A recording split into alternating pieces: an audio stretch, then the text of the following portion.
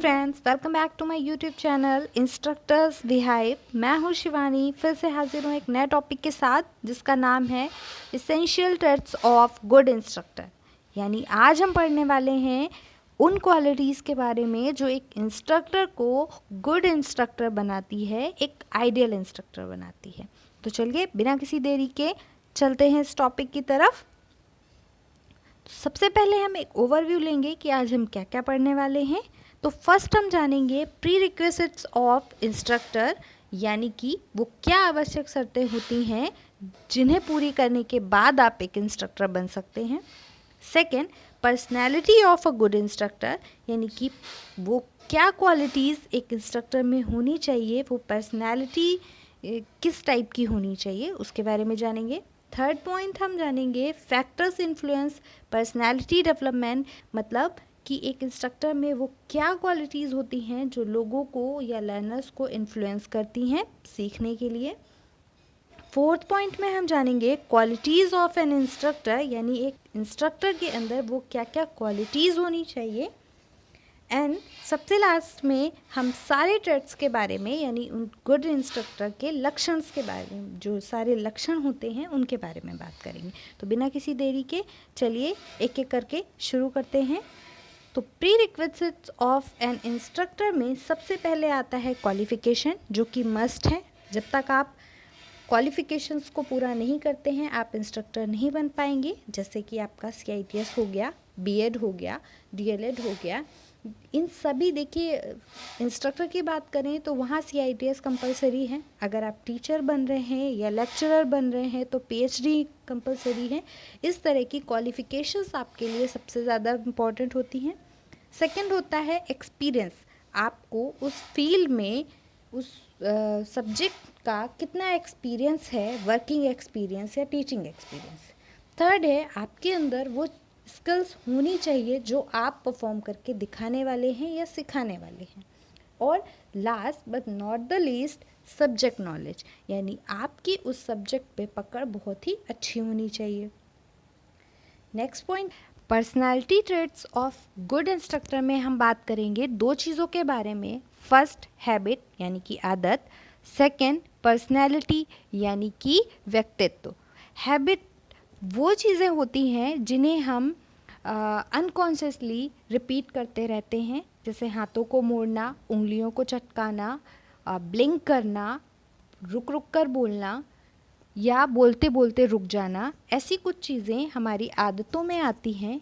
और पर्सनैलिटी ऐसा तरीका होता है चीज़ों को शो करने का जो टाइम टू टाइम और जगह के अकॉर्डिंग बदलता रहता है। यानी कि जब आप किसी प्रोफेशनल जगह पर हैं तो वहाँ आपका व्यक्तित्व कैसा है, आप शांत रहना पसंद करते हैं, आप लोगों से ज़्यादा बात करना पसंद करते हैं, आप किस टाइप की लैंग्वेज यूज़ करते हैं, ये सारी चीज़ें आपकी पर्सनैलिटी को शो करती हैं।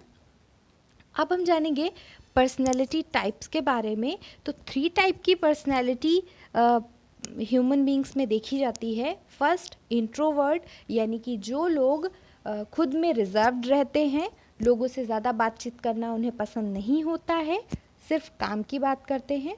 सेकंड होता है एक्सट्रोवर्ट, यानी जो लोग लोगों के साथ ज़्यादा घुलते मिलते हैं, उन्हें बात करना बहुत पसंद होता है, उन्हें किसी भी तरह की हिचकिचाहट नहीं होती है लोगों से बात करने में।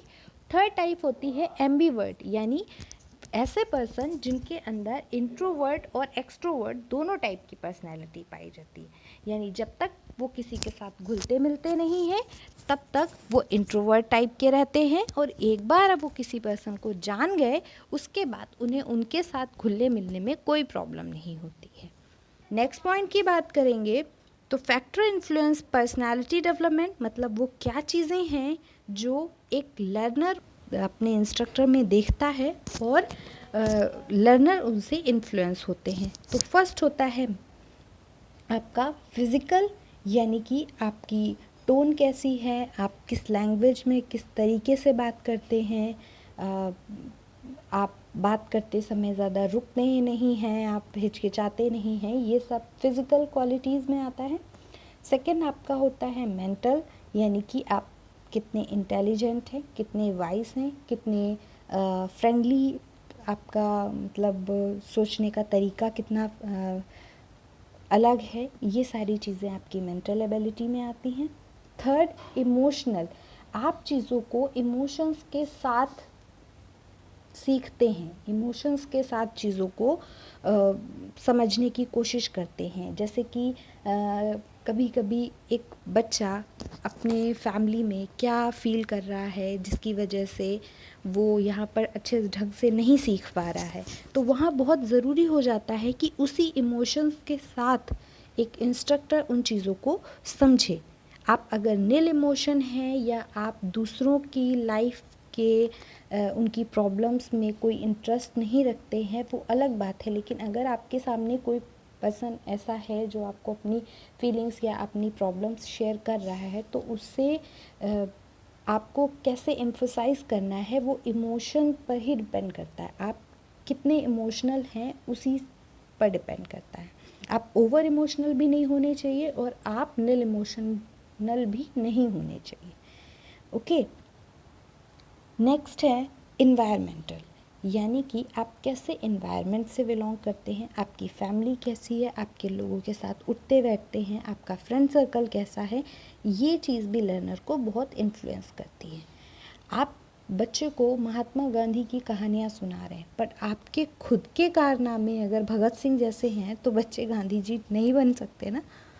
तो बहुत ज़्यादा ज़रूरी है कि आपका इन्वायरमेंट, आपका फ्रेंड सर्कल कैसा है, और अगर कभी वो आपको रास्ते में मिलते हैं या कभी आपको ऐसी जगह देखते हैं तो आपके बारे में गलत बातें ना हों, इसलिए बहुत ज़रूरी है आपके एक अच्छे इन्वायरमेंट से होना। नेक्स्ट पॉइंट है जेंडर। देखिए, जेंडर बहुत ज़्यादा मैटर नहीं करता है, मगर कुछ फील्ड्स ऐसी होती हैं जहाँ पर आप चीज़ों को बहुत अच्छे ढंग से तभी समझा सकते हैं जब आप सेम जेंडर के हों। लाइक अगर आप साइंस के चैप्टर्स की बात करते हैं या आप जो भी एग्जांपल्स देते हैं अपनी क्लास में, तो अगर आप सेम जेंडर से बिलोंग करते हैं, क्योंकि देखिए सब लोग एम्बिवर्ट पर्सनालिटी या एक्सट्रोवर्ट पर्सनालिटी के नहीं होते हैं, तो लर्नर्स को आपसे चीज़ें सीखने के लिए भी आपकी ही पर्सनालिटी का होना चाहिए, और जेंडर भी मैटर करता है। हो सकता है जो एक लड़की को समझा सकती है, वो एक लड़का एक लड़की को मतलब एक मेल टीचर एक फीमेल लर्नर को उतने ढंग से ना समझा सके। तो जेंडर भी कभी कभी मैटर करता है। नेक्स्ट पॉइंट है कल्चरल, यानी कि आप किस कल्चर से बिलोंग करते हैं, आप दूसरे कल्चर्स को कितनी मान्यता देते हैं, उनको कितने ढंग से समझते हैं, और उनको कैसे आप रिस्पेक्ट करते हैं दूसरों के कल्चर्स की, आप उनके बारे में कितना जानते हैं, ये भी बहुत ही ज़्यादा मैटर करता है। ओके, चलिए नेक्स्ट पॉइंट की बात करते हैं। तो अब हम थोड़ा सा जानेंगे कि पर्सनालिटी डेवलपमेंट क्या होता है। तो personality development is defined as the enduring personal characteristic of individual. Personality development is the development of an organized pattern of behavior and attitude that make a person distinctive. Personality development occurs by ongoing interaction and temperament character of environment, यानी कि आप किस environment में किस तरह से behave करेंगे, उनमें क्या कमियां हैं, क्या अच्छाइयां हैं, पर्सनालिटी डेवलपमेंट उनके बारे में बात करता है। जो अच्छाइयाँ हैं उन्हें कैसे आपको बनाए रखना है, कैसे आपको बुरी आदतों को दूर करना है, और कहाँ पर किस तरह की पर्सनालिटी यूज़ करनी है। जैसे कि अगर आप क्लास में हैं तो आपको किस तरह से बिहेव करना है, अगर आप 1-on-1 किसी लर्नर के साथ हैं तो आपको कैसे बिहेव करना है, इन सारी चीज़ों के बारे में पर्सनालिटी डेवलपमेंट में पढ़ते हैं। तो चलिए अब बात करते हैं क्वालिटीज़ ऑफ एन इंस्ट्रक्टर। वो क्या क्या क्वालिटी होती है जो एक इंस्ट्रक्टर में होनी ही चाहिए। फर्स्ट जो होती हैं फिज़िकल क्वालिटीज़। फिज़िकल क्वालिटीज़ में good health. N instructor can be prompt, regular, enthusiastic and keeping good health, यानी कि रेगुलर होना चाहिए, आज आ रहा है कल नहीं आ रहा है, तो इससे लर्निंग में बच्चों के रुकावट आती है और उसकी हेल्थ भी बहुत ज़्यादा मैटर करती है। अगर आप हेल्दी होंगे तो आप एनर्जी के साथ बच्चों को सिखा पाएंगे और आप चीज़ों में मतलब बहुत ही ज़्यादा क्यूरियोसिटी पैदा करेंगे बच्चों में सीखने की, और सारे एरियाज़ को कवर करेंगे आप, चाहे वो स्पोर्ट्स हो, चाहे वो क्लासरूम हो, चाहे डेमो हो, चाहे लेक्चर हो, सारी चीज़ें।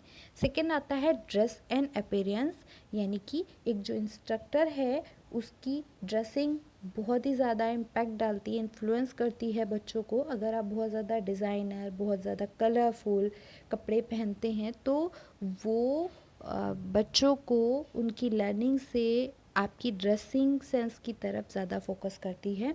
तो एक इंस्ट्रक्टर को मस्ट है कि वो ज़्यादातर सिंपल ही रहे और सिंपल कपड़े ही पहने। नेक्स्ट है वॉइस। आपकी वॉइस में ज़्यादा रुकावट नहीं आनी चाहिए, बहुत ही ज़्यादा स्लो नहीं होनी चाहिए।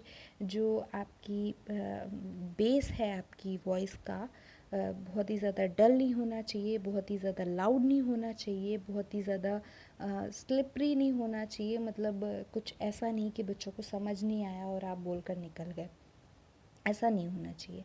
नेक्स्ट आता है आपका लैंग्वेज एंड स्पीच, यानी कि आप किस तरह की लैंग्वेज यूज़ कर रहे हैं और आपका स्पीच देने का तरीका कैसा है। बहुत ही ज़्यादा बोरिंग ना हो, बहुत इंटरेस्टिंग है, इंटरेस्टिंग होना चाहिए। तो ये चीज़ें बहुत ही ज़्यादा इम्पॉर्टेंट होती हैं। नेक्स्ट पॉइंट की बात करेंगे मोरल क्वालिटी। मोरल क्वालिटी में आता है आपकी सब्जेक्ट नॉलेज। सेकंड आता है मेथड्स जो टीचिंग के लिए ज़रूरी हैं।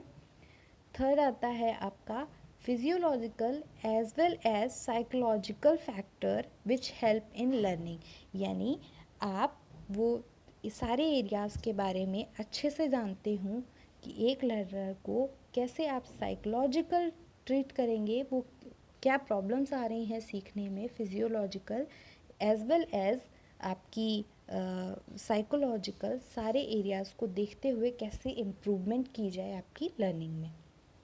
आपकी लर्निंग से मतलब है एक लर्नर की लर्निंग से। नेक्स्ट पॉइंट की बात करें तो मोरल क्वालिटी, जहाँ फर्स्ट पॉइंट है जस्टिस एंड इम्पार्शियलिटी। आपको जस्टिस का ध्यान रखना है इवैल्यूएशन में, इम्पार्शियलिटी का ध्यान रखना है क्लास में।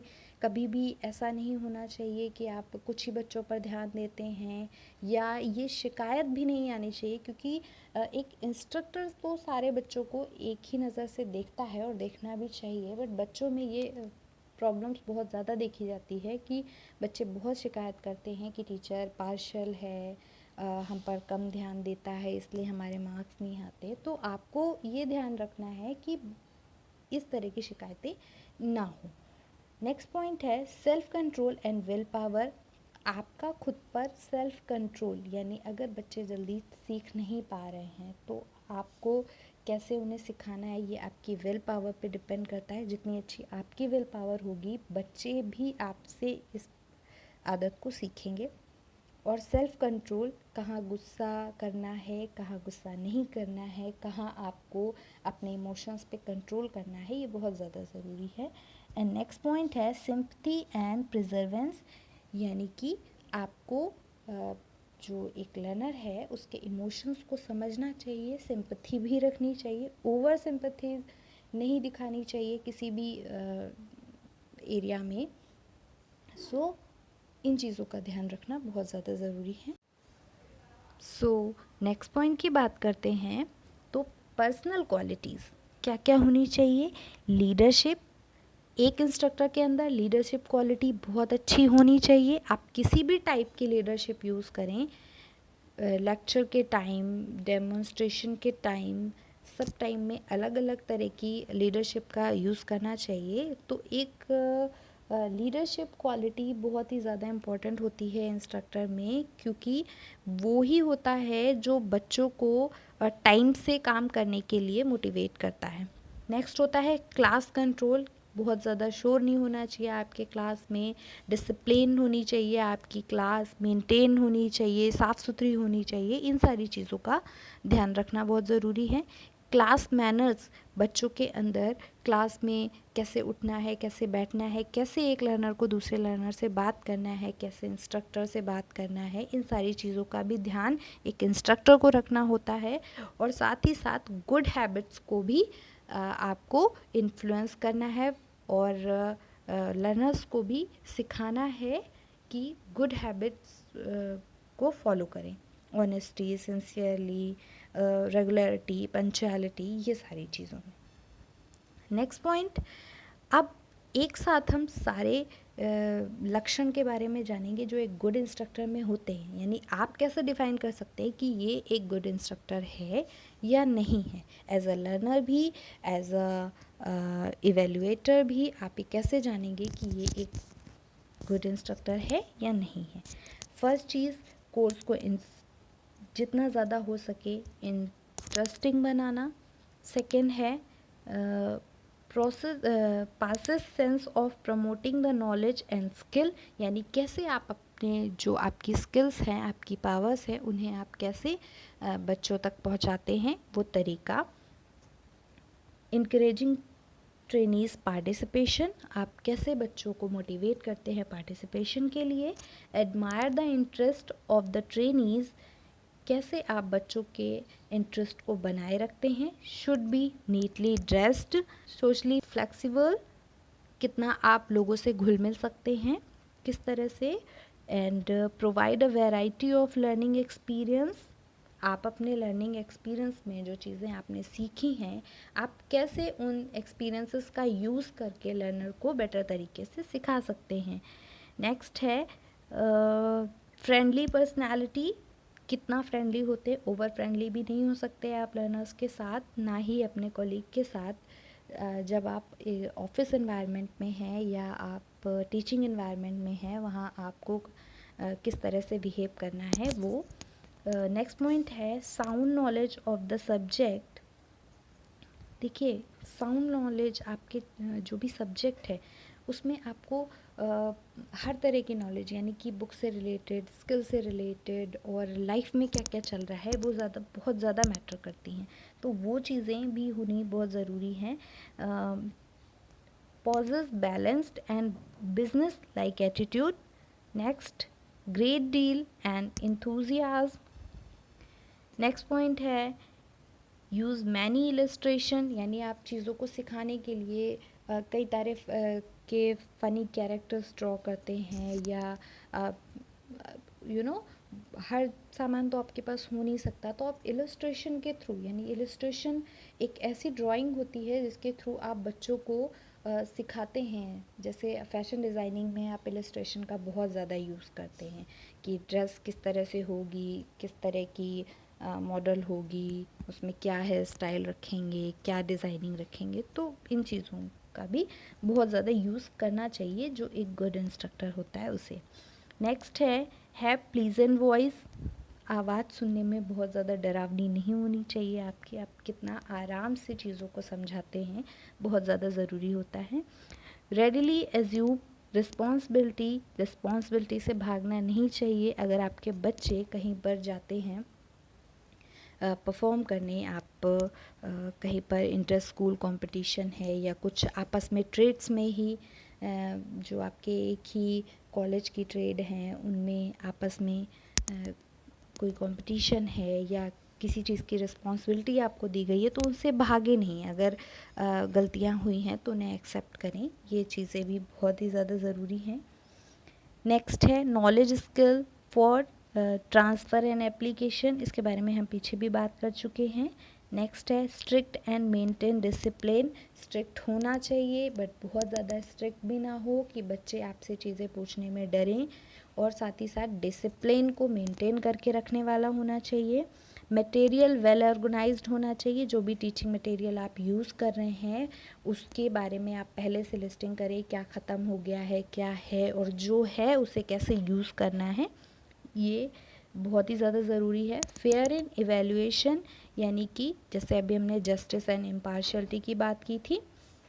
मेंटेन प्रॉपर ट्रेनिंग रिकॉर्ड्स, आपने क्या क्या सिखाया है, क्या क्या अभी सिखाना बाकी है, इन सारी चीज़ों से रिलेटेड रिकॉर्ड्स आपके पास होने चाहिए।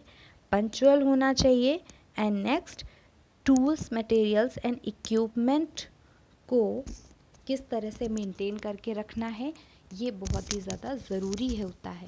यदि हम कह सकते हैं कि जो एक गुड इंस्ट्रक्टर होता है वो इन सारी क्वालिटीज़ का, इन सारी चीज़ों का ध्यान रखता है जब भी वो टीचिंग करता है। तो ओके, तो आज हमने इन सारी चीज़ों के बारे में बात की। आज के टॉपिक में इतना ही। नेक्स्ट टॉपिक में हम बात करेंगे कैरेक्टरिस्टिक्स ऑफ गुड इंस्ट्रक्टर। तो सारे वीडियोस को आप एक सीरीज़ से देखिए और नेक्स्ट वीडियो के बाद हमारा चैप्टर, ये जो फर्स्ट यूनिट का फर्स्ट चैप्टर है वो ख़त्म हो जाएगा। फिर हम सेकेंड यूनिट की तरफ चलेंगे जहाँ पर हम उन सारी थ्योरीज़ के बारे में पढ़ेंगे, जैसे पैवलॉव की थ्योरी है, कोहलर की थ्योरी है, इन सब के बारे में बात करेंगे।